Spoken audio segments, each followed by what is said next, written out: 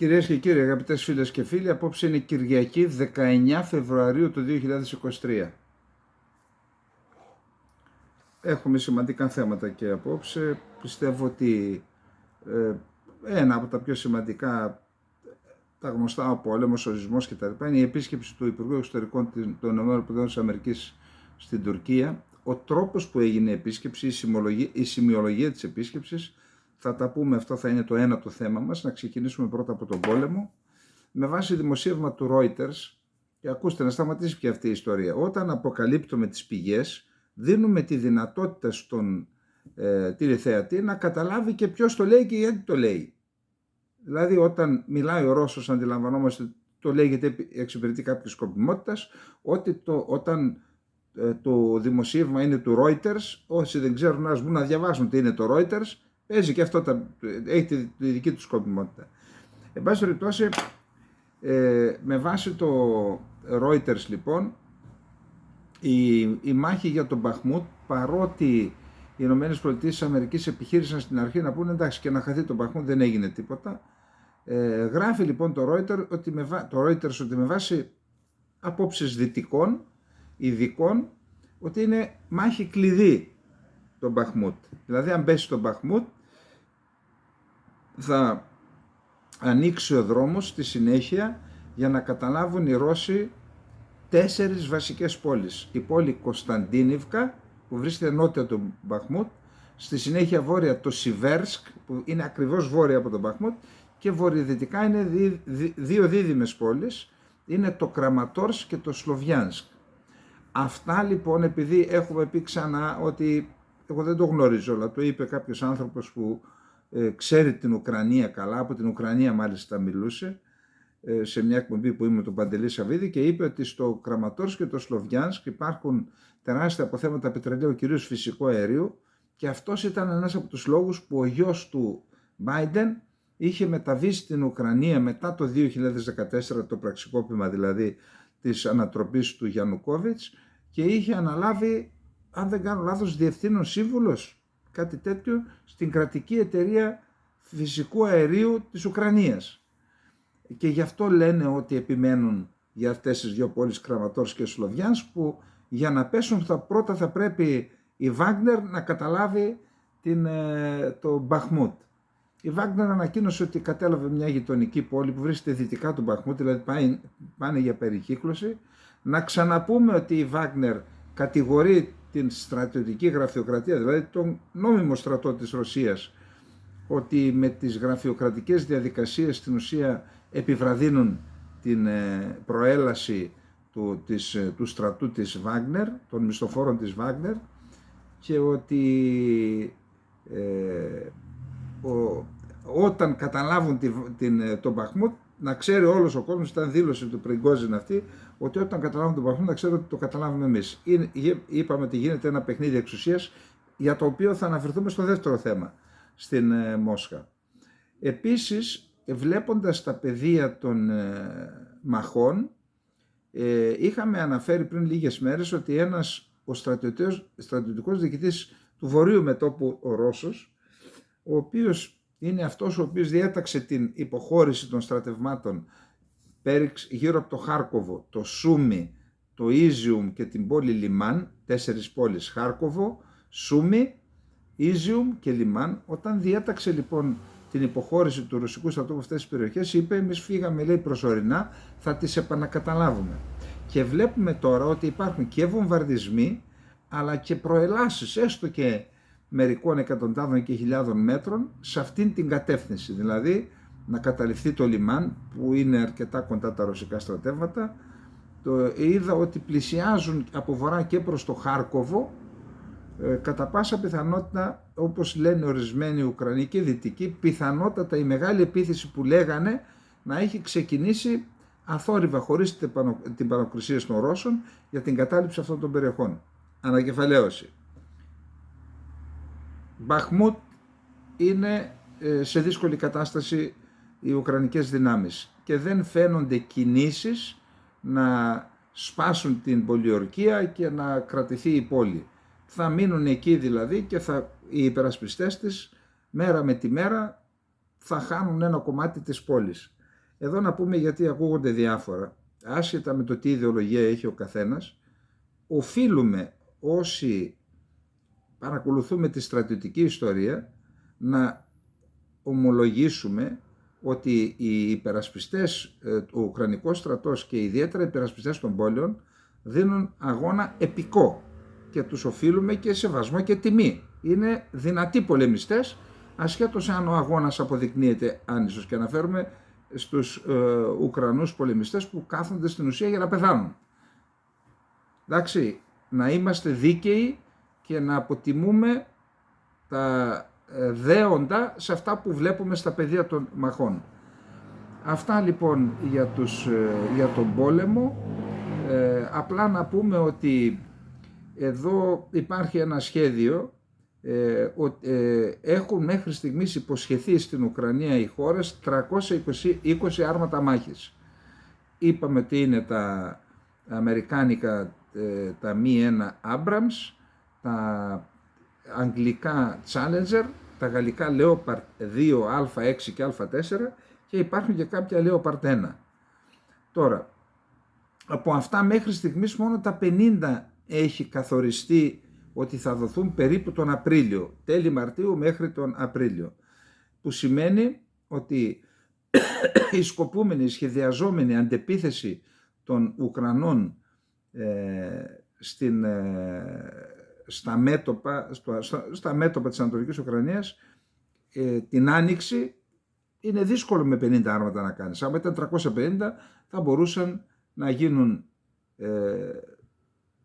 6-7 επιλαρχίες ας πούμε και 7-8 επιλαρχίες, και από 7-8 επιλαρχίες να έχουμε 4 τεθωρακισμένες ταξιαρχίες με καλά άρματα και καλά τεθωρακισμένα οχήματα μάχης και μεταφοράς προσωπικού, θα μπορούσαν να διασπάσουν το νότιο μέτωπο. Παρεμπιπτόντως, είδα πριν από λίγο ότι στο Μπερντιάνσκ, που εκεί εκτιμώ ότι θα είναι η κατεύθυνση, ο τελικός αντικειμενικός σκοπός της νότιας αντεπίθεσης, είχε μια μεγάλη φωτιά. Κάτι έγινε, κάποια δολιοφθορά ή μια επίθεση με μη επανδρωμένο αεροσκάφος. Αυτά λοιπόν έχουμε για το πρώτο μας θέμα. Θα πάμε στο δεύτερο θέμα. Λοιπόν, το δεύτερο θέμα είναι είχαμε μία συνέντευξη του Μακρόν σε γαλλική εφημερίδα, στην οποία ο Μακρόν λέει, θα δούμε μετά τι ακριβώς είπε, λέει ότι πρέπει να ιτηθεί η Ρωσία στην Ουκρανία, αλλά δεν θα πρέπει να επιδιώκουμε τη διάλυσή της όπως θέλουν ορισμένοι. Δηλαδή τώρα έχουμε ομολογία και από τους Γάλλους και στη συνέχεια έχουμε σκληρή απάντηση από την Ρωσία, η οποία μάλιστα υπενθυμίζει ότι το 1812, όταν ο Μέγας Ναπολέων, αυτός ο πράγματι μεγάλος κορσικανός στρατιλάτης, για την καταγωγή του οποίου λέγονται πολλά, εννοώ κάποιοι λένε ότι ήταν ελληνικής καταγωγής από τους Μανιάτες που είχαν καταφύγει στις Καριές, στο Καριέζε της Κορσικής. Αυτός λοιπόν ο μεγάλος στρατιλάτης επιχείρησε να επιτεθεί εναντίον της Ρωσίας. Μάλιστα έφτασε μέχρι τη Μόσχα το 1812 και από το Σεπτέμβρη μέχρι το Δεκέμβρη εγκλωβίστηκε στον στρατηγό χειμώνα, δηλαδή δεν μπόρεσε να ανταπεξέλθει στις δυσκολίες και τις καιρικές αλλά και τις αντιπιθέσεις που έκανε και ο ρωσικός στρατός, αλλά και λέει ότι και ο λαός έδειξε μεγάλη αντίσταση σε αυτήν την εισβολή και τελικώς αναγκάστηκε να υποχωρήσει. Έγιναν μάχες μετά στο Δουκάτο της Βαρσοβίας, στη σημερινή Πολωνία, και στη Γερμανία, δηλαδή προέλασε ο ρωσικός στρατός, και αυτό στην ουσία οδήγησε στην κατάρρευση της Γαλλικής Αυτοκρατορίας και στην τελική ήττα του Ναπολέοντα στο Βατερλό. Γιατί τα λέμε αυτά? Θα δούμε σε λίγο γιατί τα λέμε. Δεν τα αναφέρουμε στην τύχη. Κάτι έκανε μια τέτοια αναφορά η Ζαχάροβα, δεν κάνω λάθος. Λοιπόν, δεν πιστεύω όπως ορισμένοι ότι πρέπει να αφανίσουμε πλήρως τη Ρωσία, είπε ο Μακρόν. Θέλω την ήττα της Ρωσίας στην Ουκρανία και θέλω η Ουκρανία να μπορεί να υπερασπιστεί τον εαυτό της, όμως είμαι πεπισμένος ότι στο τέλος αυτό δεν θα γίνει με στρατιωτικά μέσα. Ανέφερε ο πρόεδρος της Γαλλίας, Εμμανουέλ Μακρόν, σε συνέντευξη που παραχώρησε σε γαλλικά μέσα ενημέρωσης. Figaro, France Inter, Journal du Dimanche. Δεν πιστεύω όπως ορισμένοι ότι θα πρέπει να αφανίσουμε πλήρως τη Ρωσία, να της επιτεθούμε στο έδαφος της. Αυτοί οι παρατηρητές θέλουν πάνω απ' όλα να συντρίψουν τη Ρωσία. Αυτή δεν ήταν και δεν θα γίνει ποτέ η θέση της Γαλλίας, είπε ο Μακρόν. Οι παρατηρητές φαίνεται ότι είναι για τον Γάλλο πρόεδρο εκείνοι που κυρίως στην Ανατολική Ευρώπη επέκριναν δρυμύτατα το Μάιο του 2022 τη δήλωσή του ότι δεν θα πρέπει να ταπεινωθεί η Ρωσία. Στην ίδια συνέντευξη, την οποία παραχώρησε προχθές Παρασκευή, μέσα στο αεροπλάνο που τον μετέφερε στο Μόναχο για τη διάσκεψη για την ασφάλεια του Μονάχου, ο Μακρόν επανέλαβε ότι προτιμά μια λύση μέσω διαπραγματεύσεων. Αυτό που χρειάζεται σήμερα η Ουκρανία είναι να διεξάγει μια στρατιωτική επίθεση που θα διασπάσει το ρωσικό μέτωπο ώστε να πυροδοτηθεί η επιστροφή στις διαπραγματεύσεις, είπε στα 3 γαλλικά μέσα. Τι λέμε τόσες μέρες, ότι μπορεί να κάνει σε 2 αντεπιθέσεις, στο βόρειο μέτωπο και στο νότιο, αλλά στο νότιο θα επιδιώξει να διασπάσει το ρωσικό μέτωπο. Ο Μακρόν υποστήριξε επίσης ότι καμία από τις 2 πλευρές δεν μπορεί να υπερισχύσει, ούτε η Ουκρανία ούτε η Ρωσία, γιατί τα αποτελέσματα της επιστράτευσης της Ουκρανίας δεν είναι τόσο σημαντικά όσο προέβλεπε και η ίδια, αλλά και η Ρωσία έχει και αυτή περιορισμένες δυνατότητες. Ο Εμμανουέλ Μακρόν είπε επίσης ότι όλες οι άλλες επιλογές πέραν του Βλαντιμίρ Πούτιν στο σημερινό σύστημα εξουσίας του φαίνονται χειρότερες από τον Ρώσο πρόεδρο, υπενισόμενος τον επικεφαλής του Συμβουλίου Ασφαλείας της Ρωσίας Νικολάη Πατρούσεφ και τον ιδρυτή της μισθοφορικής οργάνωσης Βάγνερ, τον Γεβγένη Πριγκόζιν. Πιστεύουμε πραγματικά ότι μια δημοκρατική λύση θα αναδυθεί από τη ρωσική κοινωνία των πολιτών έπειτα από χρόνια σκληρότητας και εν μέσω πολέμου. Πιστεύουμε κάτι τέτοιο? Το εύχομαι ειλικρινά, αλλά εγώ δεν το πιστεύω. Λοιπόν, επειδή το έχουμε πει πολλές φορές αυτή την εκπομπή και είπαμε, ορισμένοι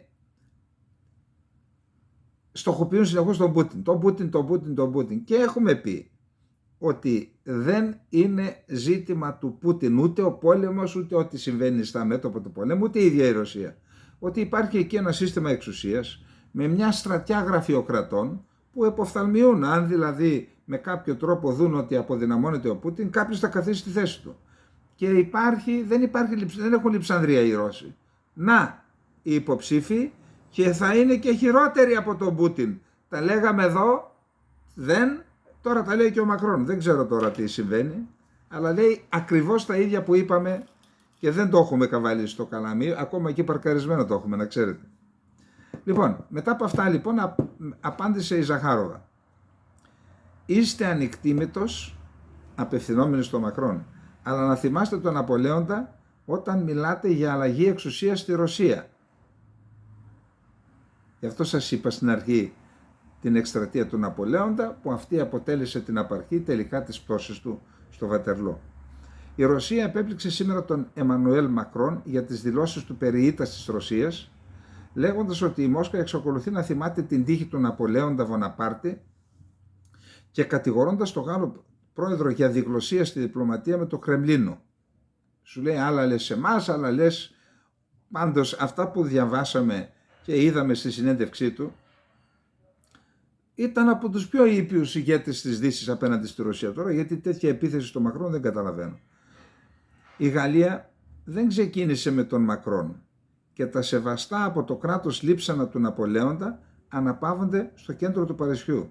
Η Γαλλία και η Ρωσία πρέπει να το καταλάβουν, δήλωσε η εκπρόσωπος του Ρωσικού Υπουργείου Εξωτερικών Ζαχάροβα, θέλοντας να πει ότι θυμήσου την τύχη του Ναπολέοντα εσύ που θες να ιτηθούμε. Γενικά ο Μακρόν είναι ανεκτήμητος, πρόσθεσε η εκπρόσωπος, σημειώνοντας ότι τα σχόλια του Γάλλου Προέδρου έδειξαν ότι η Δύση έχει εμπλακεί σε συζητήσεις για αλλαγή εξουσίας στη Ρωσία, την ώρα που ο Μακρόν είχε επανειλημμένως ζητήσει συναντήσεις με τη ρωσική ηγεσία. τελειώνουμε με τον Μακρόν, πάμε τώρα στις σχέσεις Γαλλίας-Ρωσίας. Ελαφρά τεθωρακισμένα άρματα, άμυχοι 10, θα παραδοθούν από τα τέλη της ερχόμενης εβδομάδας στην Ουκρανία, ανακοίνωσε σήμερα ο Γάλλος Υπουργός Άμυνας Σεμπαστιέν Λεκορνού σε συνέντευξή του στην εφημερίδα Παριζιάν, χωρίς να διευκρινίζει το πόσα άμυχοι 10 θα στείλει η Γαλλία στην Ουκρανία. Οι παραδόσεις των οχημάτων αυτών θα συμπέσουν με την πρώτη επέτειο της εισβολής της Ρωσίας στην Ουκρανία στις 24 Φεβρουαρίου 2022. Στις αρχές Ιανουαρίου, ο Γάλλος πρόεδρος είχε ανακοινώσει την απόφαση να σταλούν αυτά τα τεθωρακισμένα στο πλαίσιο της αύξησης του εξοπλισμού που παραδίδει το ΝΑΤΟ στην Ουκρανία, έπειτα από πολύμνη διστακτικότητα λόγω του φόβου όθησης της Μόσχας σε κλιμάκωση. Ο Γάλλος πρόεδρος δεν είχε διευκρινίσει τότε τον αριθμό των τεθωρακισμένων που θα μπορούσαν να σταλούν. Δεν θα πω τον αριθμό για να μην δώσω μια στρατηγική πληροφορία στη Ρωσία. Λογικό, υπογράμμισε ο Υπουργός Άμυνας στη γαλλική εφημερίδα. Αλλά αυτά κάπου θα φορτωθούν, κάπου δορυφόροι θα τα δουν. Σωστά όμως δεν δίνεται ο αριθμός. Ο Υπουργός είπε αντίθετα ότι η εκπαίδευση των Ουκρανών σε αυτό το νέο όπλο πλησιάζει στην ολοκλήρωσή της, εξού και η παράδοση από τα τέλη της ερχόμενης εβδομάδας. Γενικά ο ρυθμός εκπαίδευσης επιταχύνεται τόσο στην εθνική επικράτειά μας, με ειδική εκπαίδευση στους εξοπλισμούς που παραδίδουμε, όσο και στην Πολωνία, με πιο γενική εκπαίδευση για ολόκληρα τάγματα, με το ρυθμό των 600 στρατιωτικών το μήνα, αρχής γενομένης το Μάρτιο, είπε ακόμη. Σε ό,τι αφορά ενδεχόμενη παράδοση μαχητικών αεροπλάνων που ζητεί ο Ουκρανός πρόεδρος, ο Γάλλος Υπουργός Άμυνας υπογραμμίζει ότι δεν είναι ταμπού, αλλά επισημαίνει την πολυπλοκότητα των πρακτικών θεμάτων και των θεμάτων διοικητικής μέριμνας. Ο Γάλλος Υπουργός δεν αποκλείει εξάλλου την εκπαίδευση Ουκρανών πιλότων όπως έκαναν οι Βρετανοί. Να η πληροφορία, οι Βρετανοί ήδη εκπαιδεύουν πιλότους Ουκρανούς. Τέλος, υπεραμείνθηκε τη θέση της Γαλλίας να διατηρήσει τους διάβλους συζητήσεων με τους Ρώσους για κάθε φορά που αυτό θα ήταν χρήσιμο, απηχώντας τα λόγια του Εμμανουέλ Μακρόν. Αυτός είναι ο ρόλος μιας πρικισμένης δύναμης, όπως η Γαλλία υπογράμμισε, υπενθυμίζοντας ότι ο Ρώσος πρόεδρος διεξάγει αυτόν τον συμβατικό πόλεμο υπό τη σκιά της πυρηνικής αποτροπής του. Αυτή είναι μία από τις διαφορές που έχουμε από άλλες προηγούμενες συγκρούσεις και μας οδηγεί σε έναν έλεγχο της κλιμάκωσης. Πρέπει δηλαδή να κρατάμε στα χέρια μας τον έλεγχο της κλιμάκωσης, να μην ξεφύγει και πάμε σε χρήση πυρηνικών όπλων. Λοιπόν, πάμε στο επόμενο θέμα μας, που είναι κρίση στις σχέσεις, διπλωματική κρίση στις σχέσεις Ολλανδίας-Ρωσίας. Εκεί λοιπόν πώς ξεκίνησε αυτή η κρίση? Ξεκίνησε με μία προσπάθεια της Ολλανδίας να περιορίσει τη δράση Ρώσων πρακτόρων στο έδαφος της. Αυτό οδήγησε σε αντίμετρα, δηλαδή να φύγουν ορισμένοι Ρώσοι διπλωμάτες. Αυτό οδήγησε σε αντίμετρα, κλείνουν το προξενείο της Πετρούπολης, μειώνουν και τον αριθμό των διπλωματών που υπηρετούν στην Μόσχα και έτσι έχουμε μια ισορροπία μετά από αυτήν τη διπλωματική κρίση. Να πούμε πάντως ότι οι Ρώσοι διαθέτουν ισχυρό δίκτυο συλλογής πληροφοριών στην Ευρώπη. Αυτό είναι ένα δίκτυο το οποίο υπήρχε από την περίοδο της Σοβιετικής Ένωσης. Στη συνέχεια, μετά την κατάρρευση της Σοβιετικής Ένωσης, ρωσοποιήθηκε αυτό το δίκτυο, ενισχύθηκε στα χρόνια της χαλαρότητας και τώρα είναι από εξαιρετικά δύσκολο έως αδύνατον να ξυλωθούν αυτά τα δίκτυα, τα οποία πάντως σε κάθε περίπτωση ένα μέρος των δικτύων καθοδηγούνται από τις διπλωματικές αρχές και από διπλωμάτες ή από πρόσωπα που έχουν διπλωματική ιδιότητα. Εν πάση περιπτώσει, είναι ένα θέμα αυτή η κρίση Ρωσίας-Ολλανδίας, διπλωματική κρίση, και γι' αυτό το παρουσιάζουμε έτσι επιγραμματικά. Και να πάμε στο επόμενο θέμα μας, που θεωρώ ότι είναι από τα πιο σοβαρά που συμβαίνουν και είναι σε εξέλιξη το τελευταίο διάστημα. Είχαμε πει ότι ξεκινάει η άσκηση Κίνας, Ρωσίας, Νότιας Αφρικής, κοινή αεροναυτική άσκηση σε περιοχή που βρίσκεται κοντά στις ακτές της Νότιας Αφρικής. Τελικώς η άσκηση αυτή είναι η Μόση 2, έτσι ονομάζεται, χρησιμοποιούν μία λέξη νοτιοαφρικάνικη ντόπια, της γλώσσας δηλαδή των Νοτιοαφρικάνων, διεξάγεται από τις 17 Φεβρουαρίου μέχρι τις 27, 10 μέρες. Έχω δει και τα πλοία που συμμετέχουν και από την Κίνα και από τη Ρωσία και από την Νότια Αφρική. Δεν έχει σημασία τώρα να τα αναφέρουμε εδώ. Πιο πολύ ναυτική είναι η άσκηση. Να αναφέρουμε τι ακριβώς. Πάντως, ενδιαφέρον έχει η περιοχή στην οποία διεξάγεται αυτή η άσκηση. Η περιοχή αυτή είναι δυτικά, νότια-δυτικά της Νότιας Αφρικής, που σημαίνει Ατλαντικός ωκεανός.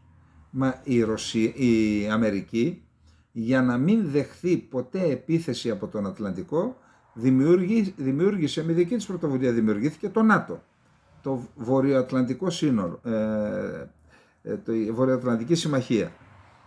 Τώρα βλέπουμε ότι αναπτύσσουν αυτοί τις δυνάμεις τους στην άσκηση Μόση 2 σε περιοχή που βρίσκεται δυτικά των ακτών της Νότιας Αφρικής και στην περιοχή του Ατλαντικού.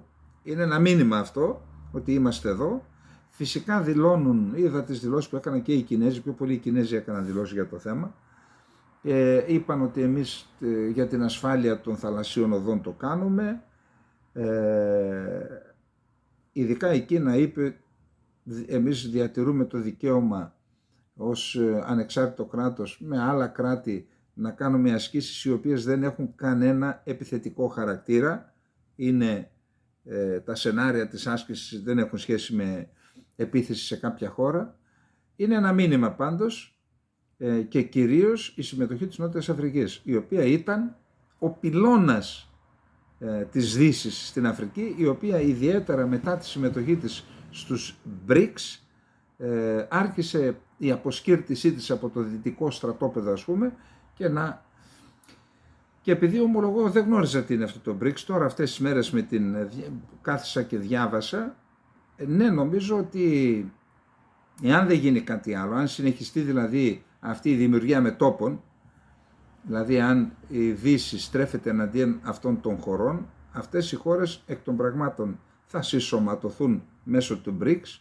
Μάλιστα λένε ότι και για κοινό νόμισμα, εγώ δεν το θεωρώ εύκολο, αλλά κάτι θα γίνεται, και νομίζω ότι σε αυτήν την κατάσταση, αν προσθεθεί και το Ιράν και η Αργεντινή και ποια άλλη χώρα, τότε δημιουργείται ένας ισχυρότατος πόλος, ένας δεύτερος ισχυρός πόλος απέναντι στον πόλο των ΗΠΑ που έχει συστρατεύσει γύρω της την Δύση. Να πούμε ότι αυτή η άσκηση έγινε ξανά το 2019, ήταν η Μόση 1 τότε, τώρα είναι η Μόση 2, πάλι με τις ίδιες χώρες, τότε δεν υπήρχε και εκπομπή να δώσουμε στοιχεία για αυτήν. Πάντως οι Ρώσοι θα δοκιμάσουν και έναν πύραυλο, δεν ξέρω, τον υπερηχητικό πύραυλο Ζιρκόν, που φέρει ένα από τα πλοία που συμμετέχουν στην άσκηση. Επίσης, ένα από τα πλοία που βρίσκονται στην περιοχή της Κίνας φέρει το αντιπυραυλικό σύστημα Nanning, το οποίο και θα επιδειχθεί στην άσκηση, στην έκθεση, ή μάλλον στο λιμάνι του Ντουμπάι, επ' ευκαιρία της έκθεσης που γίνεται μια έκθεση αμυντικών συστημάτων στο Ντουμπάι αυτές τις μέρες. Νομίζω ότι αρχίζει αύριο ή ξεκίνησε σήμερα, δεν ξέρω αν συμμετέχει η Ελλάδα. Είχαμε μια πρόσκληση να πάμε εκεί, αλλά δυστυχώς οι υποχρεώσεις δεν μας επέτρεψαν να δώσουμε το παρόν. Αυτά λοιπόν για την εξαιρετική σημασία, κατά την άποψή μας, άσκηση Κίνας, Ρωσίας και Νότιας Αφρικής, και κυρίως για την αποσκύρτηση της Νότιας Αφρικής από το στρατόπεδο της Δύσης. Το επόμενο θέμα μας είναι αυτό που προανέφερα. Είδα 2-3 άρθρα, μεγάλα άρθρα, για που αφορούν την επίσκεψη του Ραϊσί, του Προέδρου του Ιράν στην Κίνα, και τις συμφωνίες που υπογράφηκαν. Θεωρούν λοιπόν ότι αυτή η επίσκεψη, νομίζω ότι ήταν και τριήμερη επίσκεψη, ότι είναι σημαντική και ότι αν αυτές οι συμφωνίες τελικά προχωρήσουν, έδειξε ενδιαφέρον η Κίνα να εισάγει ή να κάνει συμπαραγωγή τα μη επανδρομένα αεροσκάφη του Ιράν. Έχει κάνει τεράστια πρόοδο το Ιράν και δεν περιμέναμε τον πόλεμο στην Ρωσία.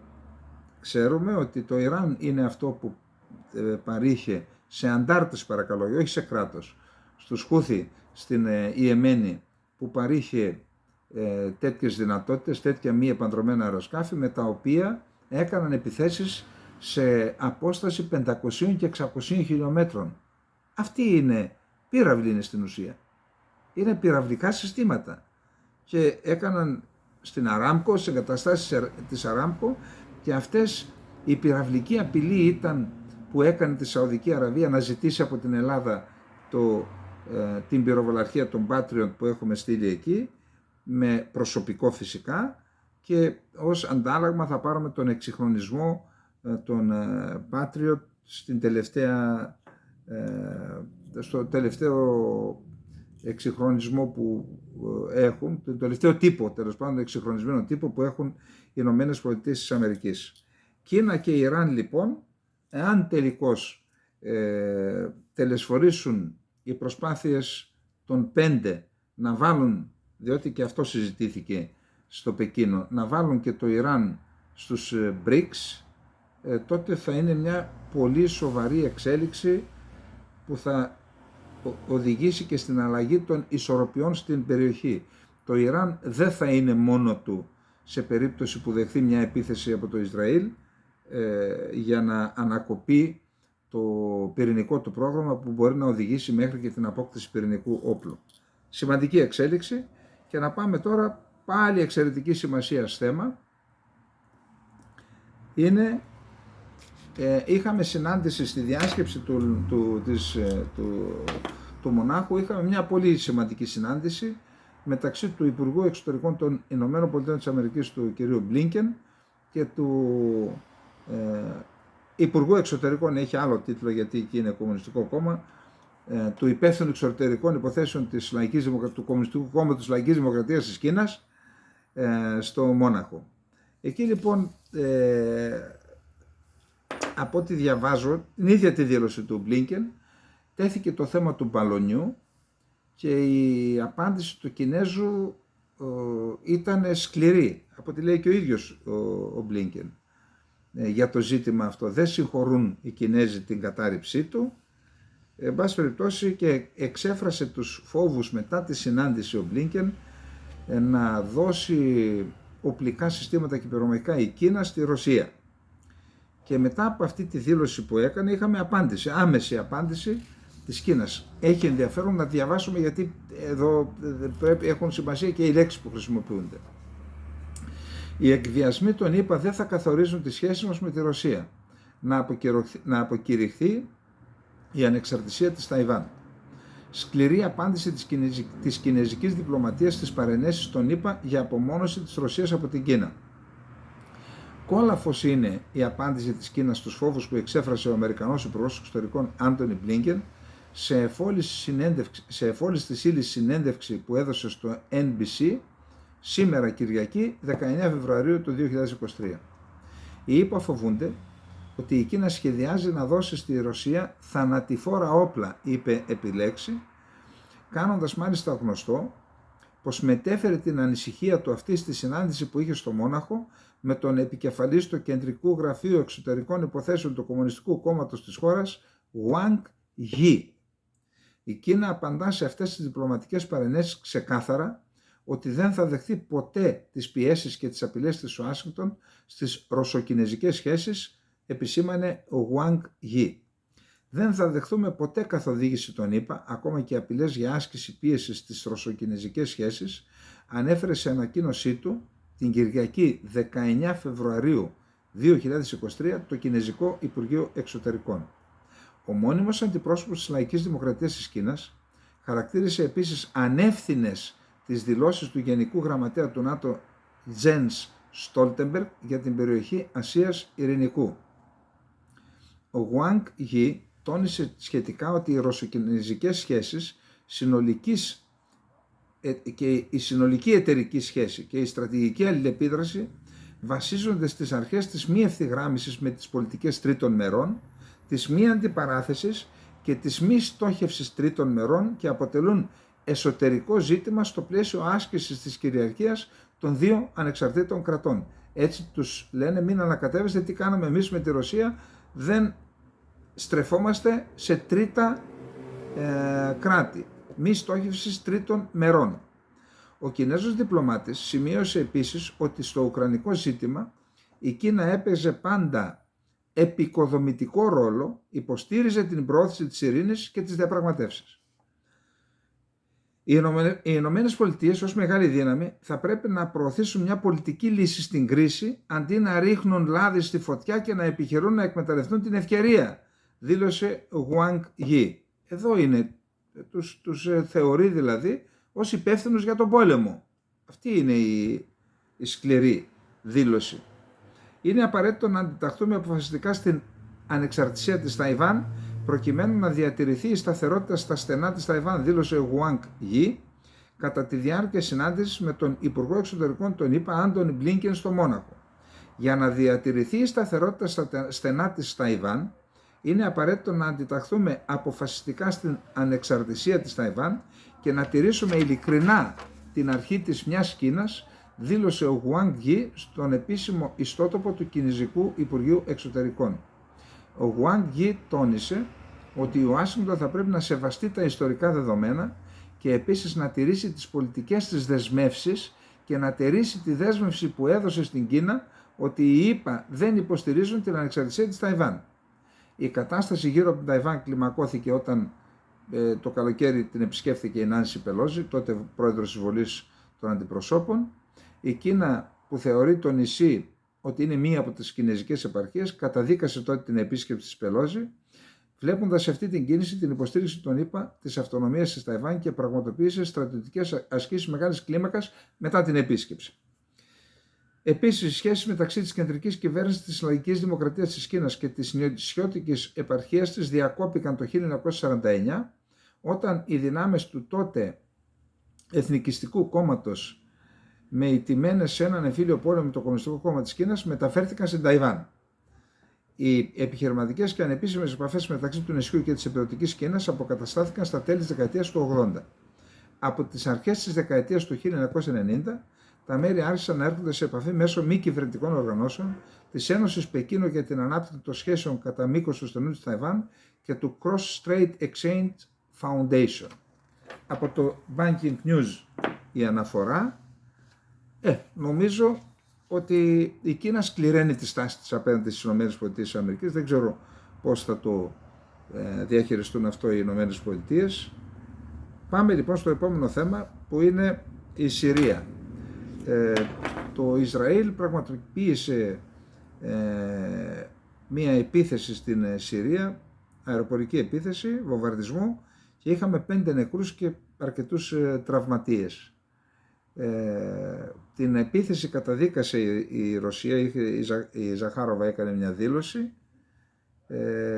και αυτή η καταδίκη έχει τη σημασία της, γιατί η Ρωσία είναι γνωστόν ότι διατηρεί καλές σχέσεις ο Πούτιν με τον Νετανιάχου. Συνήθως δεν καταδικάζει, πιθανότατα ήταν σοβαρή η επίθεση αυτή και γι' αυτό έγινε η καταδίκη. Τώρα, όσον αφορά τον σεισμό στη Συρία, 8,8 εκατομμύρια σεισμόπληκτοι με βάση τον ΟΗΕ βρίσκονται στη Συρία. Ποιο είναι το πρόβλημα? Ότι οι περισσότεροι βρίσκονται σε περιοχές που δεν ελέγχει το Συριακό κράτος. Ελέγχει φυσικά την περιοχή του Χαλεπίου, που ήταν η βιομηχανική καρδιά της Συρίας και την οποία την κατέστρεψε η Τουρκία. Η Τουρκία ήταν μαζί με τους τζιχαντιστές και τους τρομοκράτες, τους Ισλαμιστές τρομοκράτες που είχαν καταλάβει το Χαλέπι, και τότε οι Τούρκοι μετέφεραν βιομηχανικό εξοπλισμό από τη βιομηχανική περιοχή του Χαλεπίου αξίας 20 δισεκατομμυρίων δολαρίων. Έτσι, για να ξέρουμε ποιος είναι ο Ερντογάν τα έκανε αυτά, και ποιος είναι ο Άσαντ. Δεν είπαμε ότι είναι η λευκή περιστερά ο Άσαντ, είναι ένα σκληρό απολυταρχικό καταπιεστικό καθεστώς, αλλά σε σχέση με την Τουρκία είναι παράδεισος για χριστιανούς, Αρμένιους, Κούρδους, Γεζιντίδες, Ασσύριους, παράδεισος σε σχέση με την Τουρκία που ακολουθεί πολιτικές γενοκτονίες. Ποιο είναι το πρόβλημα λοιπόν? Έχω δει αρκετά βιντεάκια, το είπαμε και χθες νομίζω. Πηγαίνει η ανθρωπιστική βοήθεια από ανθρώπους του ΟΗΕ και την κλέβουν, δεν φτάνει ποτέ στα χέρια των Κούρδων που έχουν απομείνει. Η περιοχή που έχει πληγεί είναι το Αφρίν.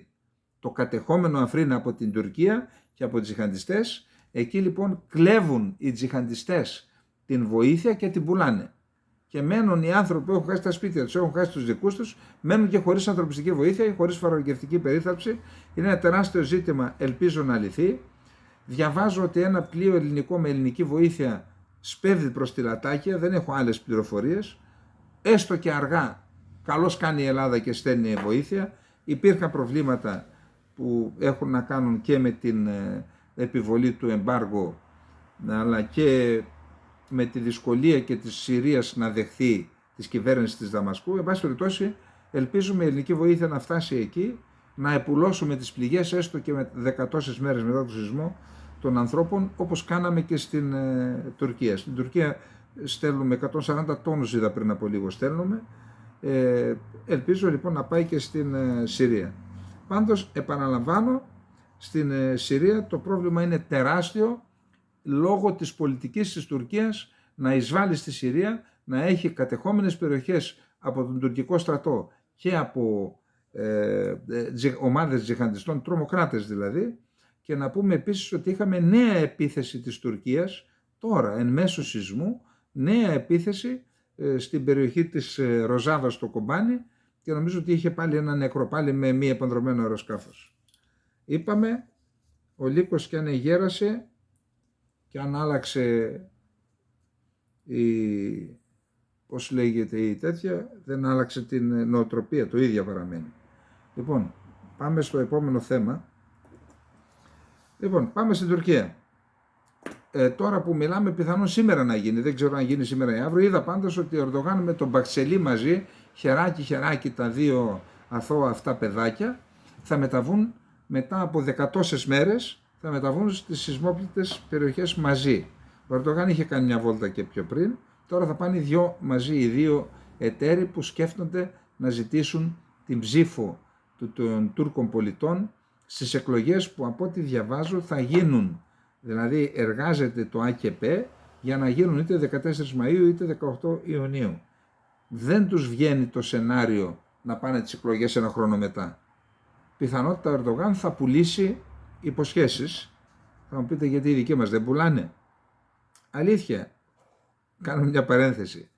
Ειδικά εσείς που ζείτε στο εξωτερικό, στις χώρες της Ευρώπης, αφήστε την Αμερική, είναι άλλη ιστορία. Εκεί πέρα υπάρχουν άλλες διαδικασίες για τις εκλογές. Εκεί υπάρχουν οι προκριματικές, μπορεί ο οποιοσδήποτε να δηλώσει υποψήφιος πρόεδρος των ΗΠΑ. Δεν περιμένει από κανένα κόμμα και από κανένα κογκλάβιο να του εγκρίνουν την υποψηφιότητα. Και αν έχει τα κότσια ή και τους μηχανισμούς ή και τα λεφτά, αν πείθει κόσμο, μπορεί να γίνει και πρόεδρος της Δημοκρατίας, όπως έγινε ο Τραμπ, από το πουθενά. Στην Ευρώπη λοιπόν, προεκλογικά, αρχίζει είτε η κυβέρνηση να μοιράζει δώρα ή η αντιπολίτευση να λέει εγώ θα σας λύσω τα προβλήματα που και εγώ η ίδια σας τα δημιούργησα. Υπάρχει τέτοιο πράγμα και δεν τρέπονται που τα κάνουν αυτά προεκλογικά. Είναι χώρα λοιπόν να μοιράζουμε, να βγάζουμε από την τσέπη πιανού του λαού δηλαδή και να μοιράζουμε και τέλος πάντων.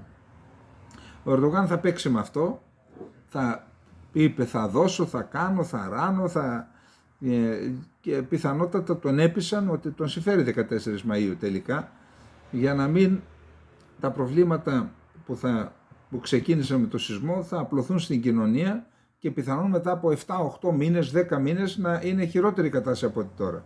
Διάβασα λοιπόν σήμερα ότι έκανε και παράπονα εναντίον του Μπülent Arınç, ο οποίος προχθές είπε οι εκλογές δεν μπορούν να γίνουν στις 14 Μαΐου ούτε στις 18 Ιουνίου. Τον επέπληξαν και είδα τις διαρροές στον τουρκικό τύπο από κύκλους του ΑΚΠ, του Κόμματος Δικαιοσύνης και Ανάπτυξης. Άρα πάμε για 14 με 18 Μαΐου. Τώρα, υπάρχουν καταγγελίες από τους Κούρδους ότι δίνουν οδηγίες τα συνεργεία του κράτους που βρίσκονται στις σεισμόπληκτες περιοχές να φύγουν οι Κούρδοι από την περιοχή τους, από τον Διαρμπακύρ συγκεκριμένα, από την Άμυδα τη Βυζαντινή, Αμέτ το λένε οι Κούρδοι, να φύγουν από το Διαρμπακύρ και να εγκατασταθούν είτε στην Ατάλεια είτε στα Μούγλα. Μούγλα είναι Μαρμαρίδα απέναντι από τη Ρόδα, αυτή ο νομός, τα βυζαντινά Μόβολα, τώρα τα λένε Μούγλα. Και καταγγέλνουν οι Κούρδοι ότι αυτό είναι μια απόπειρα δημογραφικής αλλίωσης, να τους διώξουν από τον τόπο τους, γιατί ο Κούρδος στη Μούγλα είτε στην Ατάλεια δεν είναι πρόβλημα, στο Κουρδιστάν είναι πρόβλημα, θέλουν να τους διώξουν από εκεί. Και μια που φτάσαμε και σε αυτό, να πούμε ότι, ξέρετε, δεκαετία του 60, το 1960, είχε κυκλοφορήσει ένας χάρτης από τον Αρπασλάν Τουρκές. Ο Αρπασλάν Τουρκές ήταν τότε αντισυνταγματάρχης, αν δεν κάνω λάθος. Ήταν το βαθύ κράτος που έκανε το πραξικόπημα του 60, που κρέμασαν το Μεντερές. Ο Αρπασλάν Τουρκές λοιπόν είναι ο άνθρωπος που δημιούργησε το βαθύ κράτος στην Τουρκία και το εθνικιστικό κίνημα των Γκριζολίκων. Αυτή την παρακρατική, παραστρατιωτική συμμορία. Τότε λοιπόν είχε κυκλοφορήσει ένας χάρτης από τον Αρπασλάν Τουρκές, ο οποίος παρουσίαζε τις περιοχές στο νομό Τραπεζούντας που κατοικούνται από ελληνόφωνους ως εθνική απειλή για την Τουρκία και τους είχε με κόκκινο χρώμα για καθάρισμα. Δεν επιχείρησε να τους σκοτώσουν, έκαναν άλλο πράγμα. Άρχισαν την υποχρεωτική μετεγκατάσταση πληθυσμών από τα ελληνόφωνα χωριά της Τραπεζούντας, τους λέμε ελληνόφωνους, η σωστή ορολογία είναι Έλληνες μουσουλμάνοι. Είναι Έλληνες του Πόντου που παρέμειναν εκεί, διότι είχαν εξισλαμιστεί από το 16ο-17ο αιώνα και όταν έγινε η ανταλλαγή των πληθυσμών, ανταλλάχτηκαν οι χριστιανοί, δεν ανταλλάχτηκαν οι μουσουλμάνοι, έμειναν εκεί. Κράτησαν τη γλώσσα τους, την κρατούν μέχρι τώρα, τα έχω επισκεφτεί σχεδόν όλα αυτά τα χωριά. Τότε λοιπόν τι έκαναν?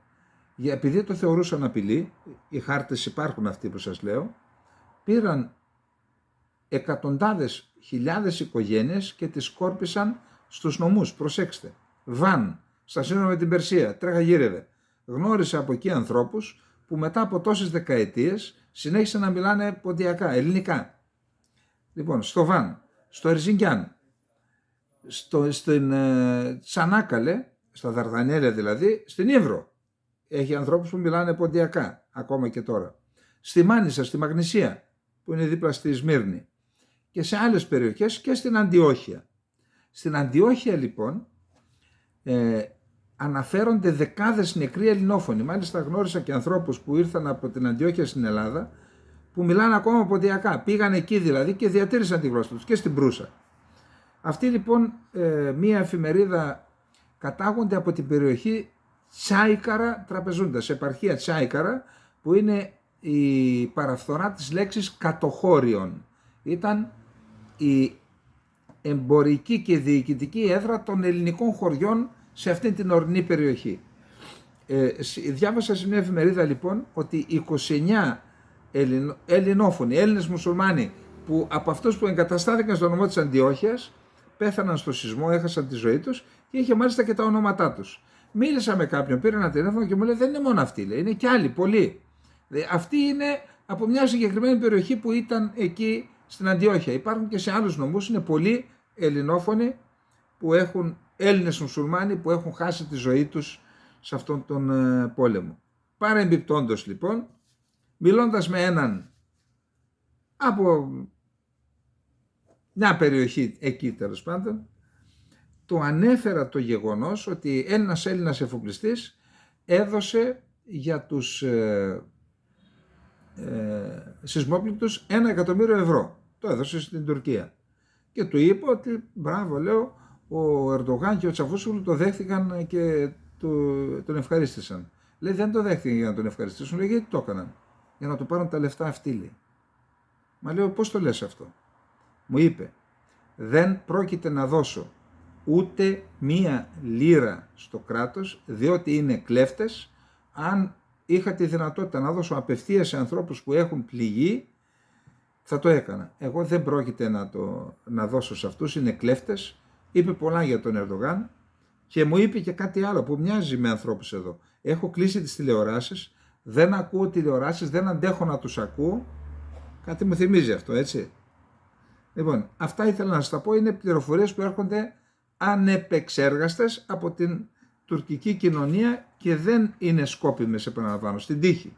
Το ανέφερα, δεν ήθελα δηλαδή να πάρω πληροφορίες, είπα ότι ήθελα να δω πώς αντιμετωπίζουν την στάση των Ελλήνων απέναντι στο σεισμό. Όλοι έχουν φυσικά, ένας που ταξίδευε από την Κωνσταντινούπολη χθες εδώ να έρθει, μου είπε ότι χειροκροτούσε το όλο το αεροδρόμιο, την ΕΜΑΚ Θεσσαλονίκης, είχε και γυναίκες και πόντιες μάλιστα λέει, και έκλαιγαν ορισμένες από τη συγκίνησή τους γιατί τους χειροκροτούσε όλος ο κόσμος. Λοιπόν, αυτά είχαμε να πούμε και για της Τουρκίας. Τώρα για πόσοι σκοτώθηκαν δεν θέλω να το λέω αυτό, είναι μακάβριο. Πάμε στο σοβαρό θέμα τώρα. Ναι, το σοβαρό θέμα που είναι η επίσκεψη Μπλίνκεν. Πάμε. Λοιπόν. Ακούστε, ο Μπλίνκεν δεν ταξίδεψε, δεν πήγε σε τουρκικό αεροδρόμιο, εννοώ επίσημο αεροδρόμιο διεθνών πτήσεων, κατέβηκε στο Ινζερλίκ, στη βάση του Ινζερλίκ, στην αμερικανική βάση του Ινζερλίκ, όπου τον υποδέχθηκε ο κύριος Φλεκ, πώς τον είπαμε, μισό λεπτό λίγο να δούμε, ο κύριος Φλέικ, ναι, Τζεφ Φλέικ, είναι ο πρέσβης των ΗΠΑ στην Τουρκία, αυτόν που έβριζε προχτές ο Σοηλού και είπε πάρε τα βρώμικα χέρια σου από την Τουρκία. Ήταν εκεί ο άνθρωπος, είδα ότι με χαρά υποδέχθηκε τον Μπλίνκεν. Θεωρώ ότι το γεγονός ότι ο Μπλίνκεν κατέβηκε στο Ινζερλίκ, ότι θα μείνει το βράδυ στο Ινζερλίκ και αύριο θα πάει στην Άγκυρα, θα κάνει τις επαφές που θα κάνει, θα δει, θα έχει συνομιλίες και με τον Τσαβούσογλου και με τον Ερντογάν και μετά θα έρθει στην Ελλάδα. Θεωρώ λοιπόν το γεγονός ότι κατέβηκε στο Ινζερλίκ και ότι θα μείνει στο Ινζερλίκ το βράδυ εκεί στη βάση των Αμερικανών, ότι έχει τη σημειολογία της. Θέλει να δώσει μηνύματα. Πήγε ο Τσαβούσογλου εκεί, τον βρήκε, ανέβηκαν σε ένα ελικόπτερο, έκαναν βόλτα πάνω από τις σεισμόπληκτες περιοχές του νομού Αντιόχειας και αυτή, και ο Μπλίνκεν επιστρέφοντας έκανε δηλώσεις, είπε ότι μέχρι στιγμής δώσαμε, αυτό δεν το είπε, το διάβασα, $85 εκατομμύρια υπάρχουν νομίζω 200 άτομα Αμερικανοί που μοιράζουν τη βοήθεια, και είπε θα δώσουμε επιπλέον άλλα $100 εκατομμύρια για να μπορέσουμε να βοηθήσουμε τους ανθρώπους που έχουν πληγεί από το σεισμό. Και έχω διαβάσει, είπαν, ξέρετε ποιος, έτσι, ο δικός μας, ο Μάικ Ρούμπιν, μη δίνετε σε Τούρκους λεφτά, αγοράστε εσείς τη βοήθεια και δώστε την απευθείας εσείς ισότιμα και ισόποσα σε όλους όσους έχουν ανάγκη. Κούρδοι, Αλεβίτες, δήμοι που δεν έχουν εκλεγεί από το ΑΚΕΠΕ, από το Κόμμα Δικαιοσύνης και Ανάπτυξης, γιατί αυτές τις διακρίσεις κάνει ακόμα και σήμερα η Τουρκία, διότι εκλογές. Λοιπόν, αυτά τώρα. Διαβάζω ότι στις 2 Μαρτίου η Σουηδία ψηφίζει νέο αντιτρομοκρατικό νόμο, ο οποίος γίνεται πιο αυστηρός στην χορήγηση ασύλου, αλλά δεν έχει αναδρομική ισχύ. Δηλαδή από τούδε και στο εξής υπόσχεται η Σουηδία ότι θα είναι πιο αυστηρή απέναντι στους Κούρδους, είτε από αυτούς που κατοικούν στην Σουηδία, είτε σε αυτούς που ζητούν πολιτικό άσυλο. Αυτό πιθανότατα είναι μία κίνηση της Σουηδίας που θα διευκολύνει την Τουρκία να κάνει ότι δεν θυμάται τα παλιά και να πει ναι στην είσοδο Σουηδίας και Φινλανδίας μαζί στο ΝΑΤΟ, και αυτό να γίνει μάλιστα σε τέτοιο χρόνο, τόσο ώστε στη Σύνοδο Κορυφής του ΝΑΤΟ τον Ιούνιο να γίνουν αυτές οι 2 χώρες να τις κάνουν δεκτές ως μέλη του ΝΑΤΟ. Φαίνεται ότι εκεί θα επικεντρώσει ο Μπλίνκεν αύριο στην επίσκεψή του στην Άγκυρα, βασικά στο θέμα της Φινλανδίας και της Σουηδίας. Θα τεθούν και άλλα ζητήματα. Υπάρχουν φόβοι ότι οι Τούρκοι θα θέσουν και θέματα που αφορούν τα ελληνοτουρκικά. Εκεί πιστεύω ότι θα είναι έτοιμη η ελληνική πλευρά να αντιμετωπίσει τα ενδεχόμενα. Πάντως, να υπενθυμίσω ότι ο Τσαβούσογλου Είπαμε, δεν αλλάζουν οι άνθρωποι. Είπε, μα η Ελλάδα δεν κάνει, λέει, τολμηρά βήματα γιατί έχει προεκλογική εκστρατεία και φοβάται τις αντιδράσεις του κόσμου. Στην Τουρκία δεν υπάρχουν αντιδράσεις της κοινής γνώμης, άρα εμείς, λέει, μπορούμε να κάνουμε βήματα. Μα πώς να υπάρχουν αντιδράσεις που μόνο διεκδικείς? Και εμείς έχουμε μόνο να χάσουμε, δηλαδή να μην αντιδρούν οι Έλληνες. Μας την είπε πάλι ο Τσαβούσογλου, δεν ξέρω αν έχουν αυτιά να ακούσουν αυτοί οι οποίοι παίρνουν αποφάσεις, στέλνουν τον Τσαβούσογλου εκεί να εξευτελίζεται, διότι σκεφτείτε τώρα στην επόμενη κρίση, όταν θα βγαίνουν φωτογραφίες με τις αγκαλιές. Τι θα πούμε? Και να πω και κάτι άλλο. Ο καθένας από εμάς ας μπει στη θέση ενός Έλληνα της Κύπρου, ο οποίος κάθεται και βλέπει το σπίτι του, καταρχάς τον πενταδάκτυλο κάθε μέρα βεβηλωμένο με αυτή τη σημαία και το σπίτι του υποκατοχή. Και αντί η Ελλάδα να είναι ο βασικός υποστηρικτής στο αίτημα της απελευθέρωσης και της επανόδου των ανθρώπων στα σπίτια τους, η Ελλάδα να αγκαλιάζεται με τον δολοφόνο των ψυχών στην Κύπρο και με αυτούς οι οποίοι έχουν και το στρατό κατοχής. Εγώ δεν μπορώ να καταλάβω, εγώ δεν τα καταλαβαίνω αυτά. Αν τα καταλαβαίνετε εσείς ή αν τα καταλαβαίνουν οι διπλωμάτες που σχεδιάζουν την ελληνική εξωτερική πολιτική, δεν ξέρω τι να πω. Λοιπόν, αυτά και πάμε στο τελευταίο θέμα μας. Είχα υποσχεθεί να δούμε, προχθές είπαμε για την επόμενη μέρα, τώρα να δούμε ποια είναι η εξωτερική πολιτική που θα ακολουθήσει η Τουρκία απέναντι στην Ελλάδα. Ποιο είναι το πλαίσιο? Λοιπόν, άρθρο δικό μου είναι, το διαβάζω σιγά σιγά. Το 1999, μετά τον καταστροφικό σεισμό στην περιοχή της Βυθινίας, ξεκίνησε μία στην Νικομίδια, περιοχή της Νικομίδιας, ήταν η καρδιά της Βυθινίας, ξεκίνησε μία διαδικασία προσέγγισης της Ελλάδας και της Τουρκίας που ονομάστηκε Διπλωματία των Σεισμών. Το 2023, και πάλι μετά από έναν καταστροφικό σεισμό που έπληξε τις ιστορικές περιοχές της Κιλικίας και της Μεσοποταμίας, υπάρχουν κινήσεις που οδηγούν στην επανάληψη του διπλωματικού εγχειρήματος του 1999. Μόνο που τη φορά αυτή η κατάσταση που επικρατεί είναι αρκετά διαφορετική. Τότε Ουάσιγκτον και Βρυξέλλες είχαν ένα σχέδιο προσέλκυσης ή για την ακρίβεια εφελκισμού της Τουρκίας προς τη Δύση και ο σεισμός χρησιμοποιήθηκε ως μια ευκαιρία για την υλοποίηση αυτού του σκοπού. Τότε η προσέγγιση της Ελλάδας με την Τουρκία διευκολύνθηκε από αυτήν την τάση που υπήρχε στη Δύση, λειτουργώντας στην ουσία συμπληρωματικά. Επίσης, τότε υπήρχαν ισχυρές τάσεις και μέσα στην Τουρκία που υποστήριζαν τον ευρωπαϊκό προσανατολισμό της χώρας, ενώ και στην κοινωνία και σε πολιτικό επίπεδο ισχυρές τάσεις. Τότε ο στόχος του ευρωπαϊκού προσανατολισμού επιτεύχθηκε, η Τουρκία έστω και με εμποδίων υπέγραψε τη Συμφωνία του Ελσίνκη, με την οποία έλαβε καθεστώς υποψήφιας προς ένταξη χώρας, ενώ η ελληνική πλευρά ως αποτέλεσμα και της διπλωματίας των σεισμών δεν έθεσε βέτο.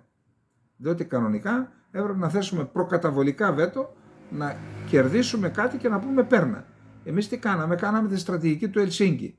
Δηλαδή θα κάνουμε τα ελληνοτουρκικά ευρωτουρκικά. Για να δούμε λοιπόν τι έγινε.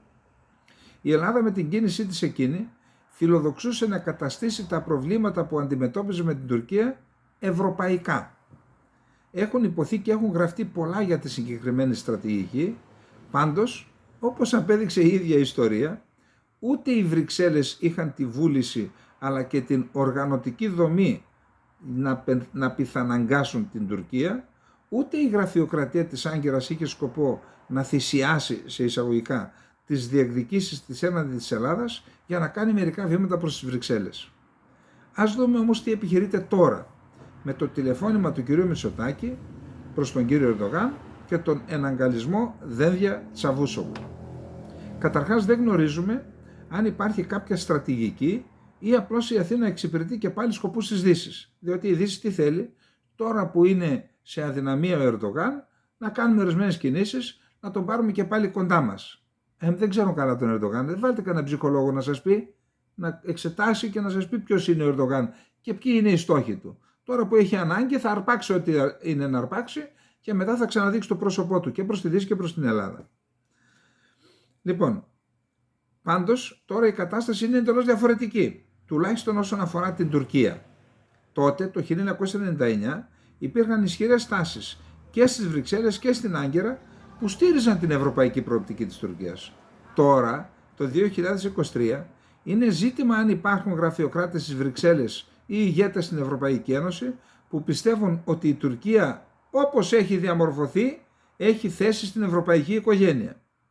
Η Τουρκία του Ερντογάν, ξέρετε ποιοι υπάρχουν? Μόνο υπάρχουν αυτοί οι αμετανόητοι του Σιμίτη, οι λεγόμενοι μεταρρυθμιστές. Διάβασα προχθές ψάχνοντας να γράψω το άρθρο, ορισμένα άρθρα. Οι λεγόμενοι μεταρρυθμιστές ακόμα πιστεύουν ότι η στρατηγική του Ελσίνκη τρομάρα τους, ότι ήταν σωστή και ότι έφτιαγε ο Καραμανλής που δεν την εφάρμοσε.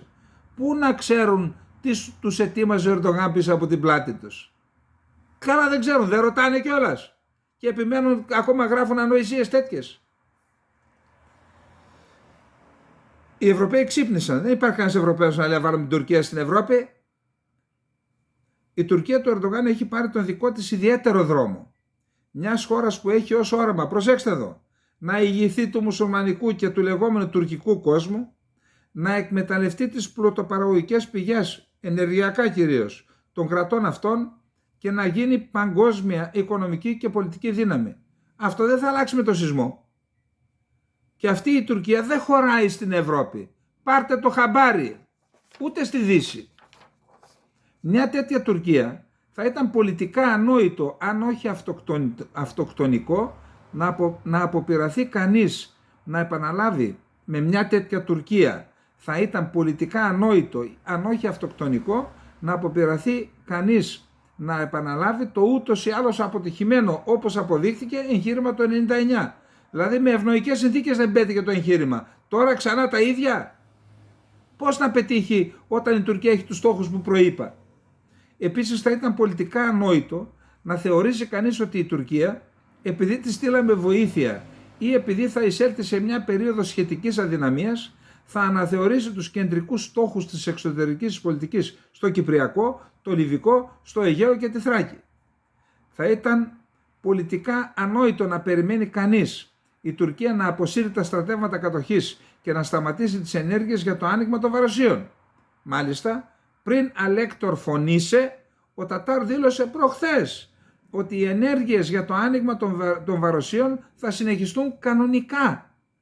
Θα ήταν πολιτικά ανόητο να περιμένει κανείς ότι η Τουρκία θα καταργήσει το τουρκολιβικό μνημόνιο που αν εφαρμοστεί de facto θα είναι η ταφόπλακα του Αιγαίου, αφού αν η Τουρκία επιβάλλει στο πεδίο την άποψή της ότι η Κρήτη δεν έχει ΑΟΣ και υφαλοκρηπίδα πέραν των 6 ναυτικών μιλίων που είναι τα χωρικά της ύδατα, αλήθεια τι έγινε με εκείνα τα 12 μίλια νότια της Κύπρου?